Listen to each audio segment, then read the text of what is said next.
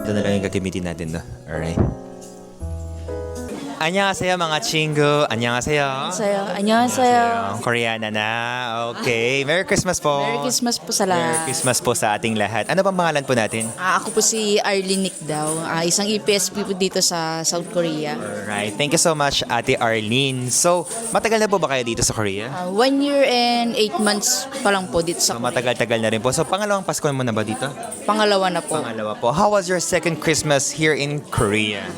So ngayon po, masaya po kasi nandito po ako sa KFC. So last year po kasi mag-isa lang. So ngayon, Ano ba yung KFC baka akala nila chicken?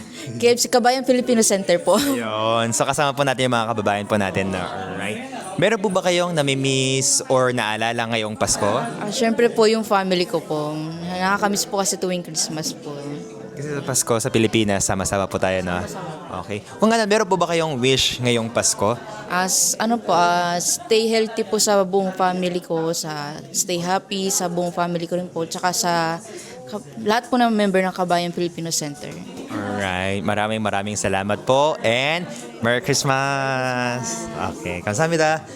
At next, si Ate Chris.